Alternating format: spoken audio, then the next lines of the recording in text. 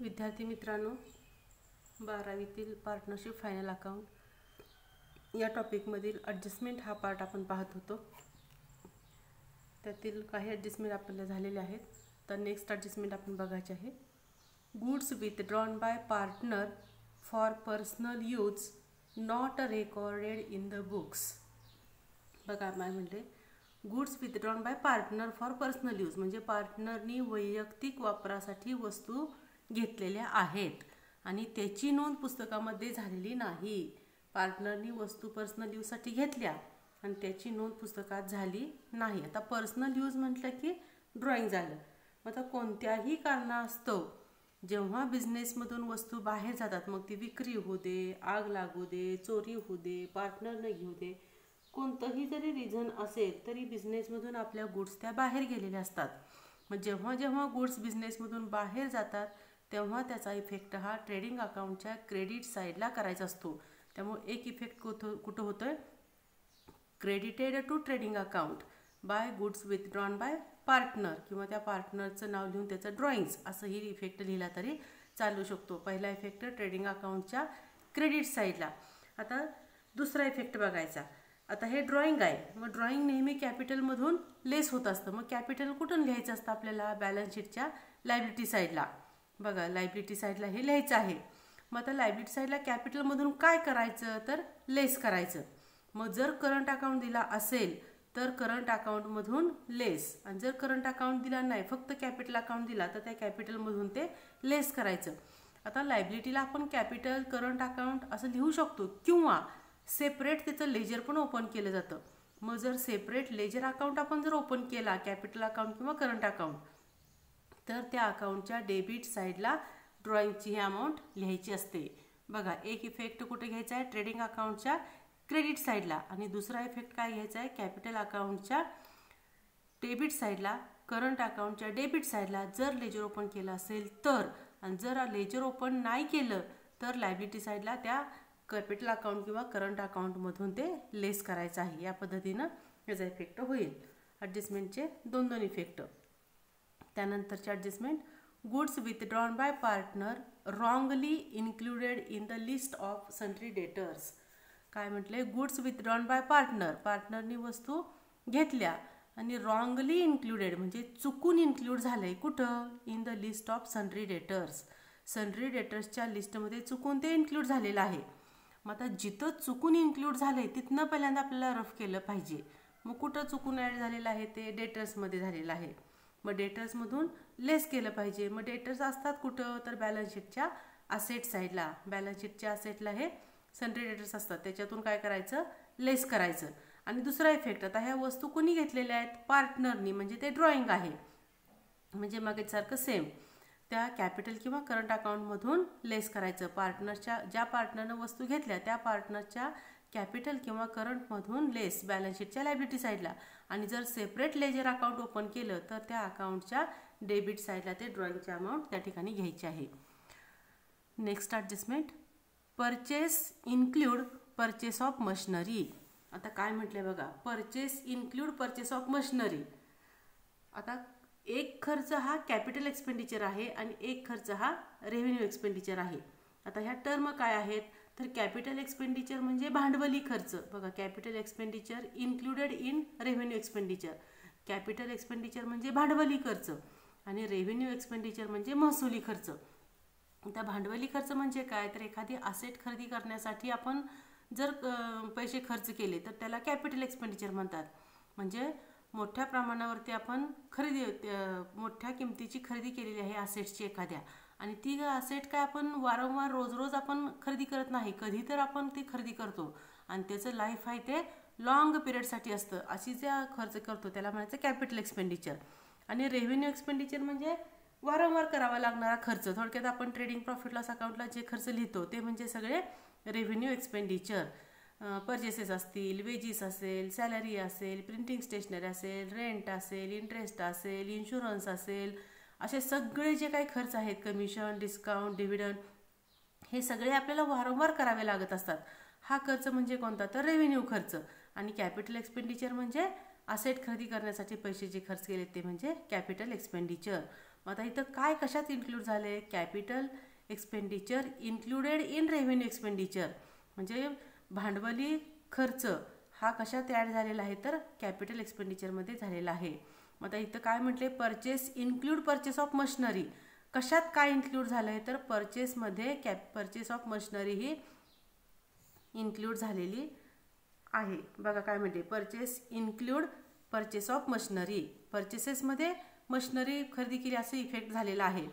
Actually machinery जर खरेदी केली तर त्याचा इफेक्ट कुठं झाला पाहिजे, असेटला मशिनरी म्हणून आलं पाहिजे.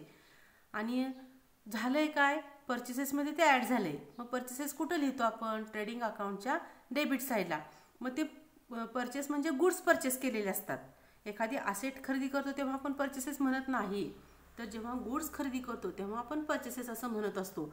मग इथं गुड्सची खरेदी झालेली नाही, ती असेट्सची खरेदी आहे, म्हणून त्या परचेसेसमधून लेस करायचे. मग हे परचेसेस कुठं असतात, आपले ट्रेडिंग अकाउंटच्या डेबिट साईडला, त्याच्यामधून लेस झालं पाहिजे.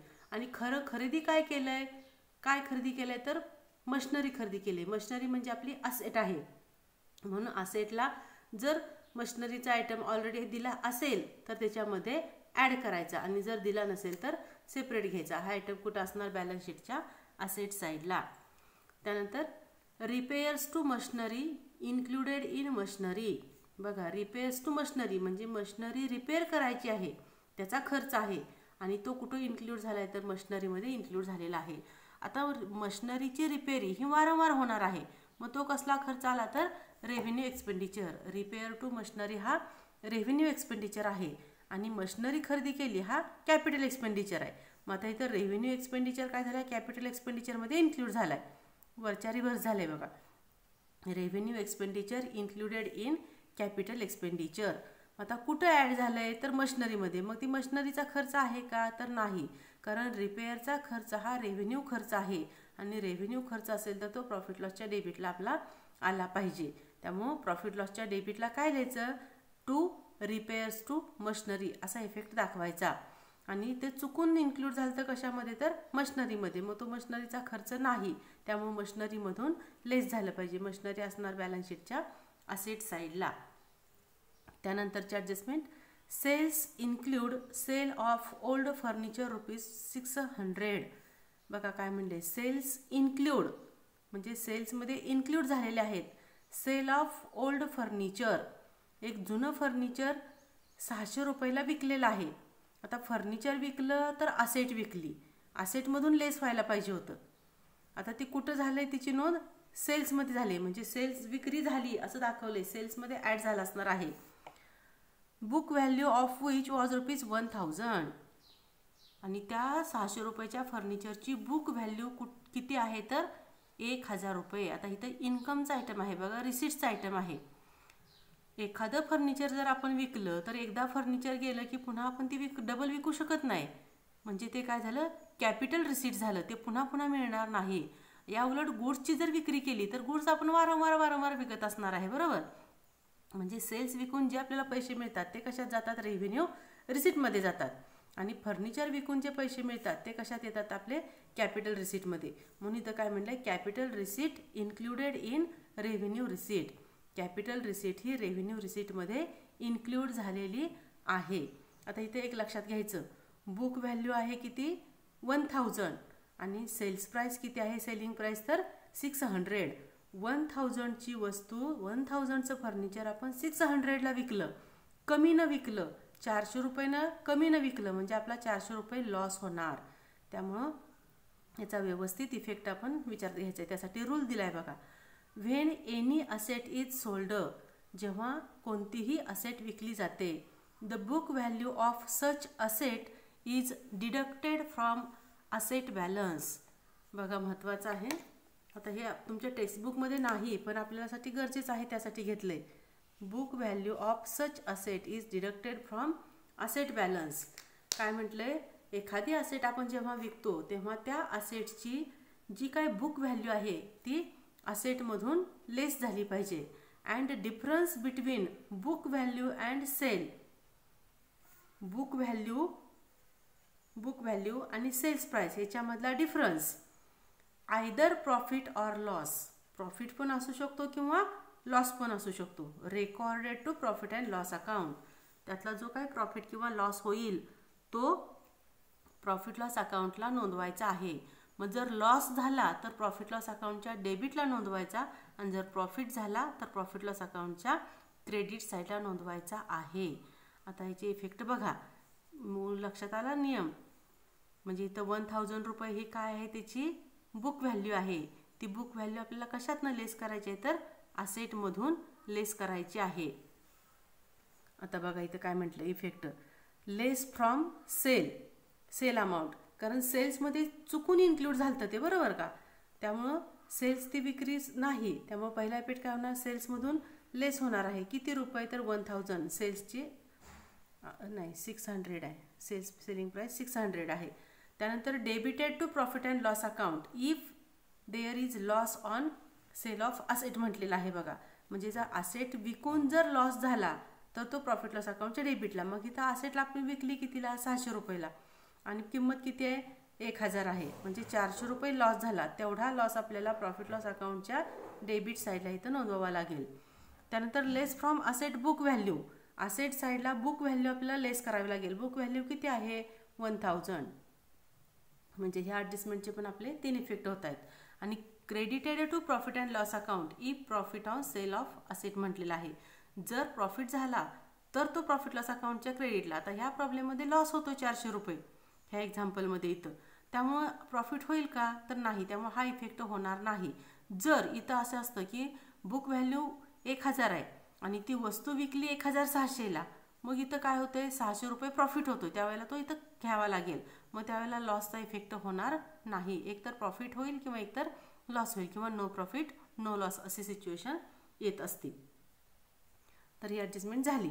आता ह्यातली नंतरची आउटस्टँडिंग एक्सपेन्सेस, आता ह्यातल्या पुढच्या काही ॲडजस्टमेंट आहेत त्याचा मी ऑलरेडी आधी टेक्स्टबुकमध्ये आपला जो काही ॲडजस्टमेंट आहेत त्याच्यानुसार मी त्याचे एक व्हिडिओ सेंड केला आहे बघा. त्यातल्या ह्या ॲडजस्टमेंट इथं डबल रिपीट आहेत, त्या मी आता डबल घेत नाही.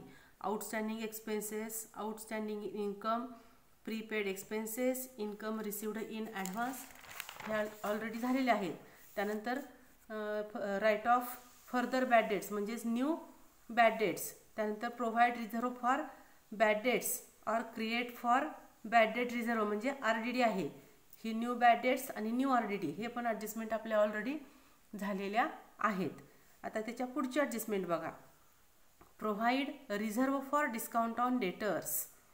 आता इथं पर्सेंटेज देऊन खाली उदाहरण दिले, पण ह्याचा आता विचार करू नका. काय म्हणायचं, रिझर्व फॉर डिस्काउंट ऑन डेटर म्हणजे डेटर्सवरती डिस्काउंट द्यायचं आहे आपल्याला.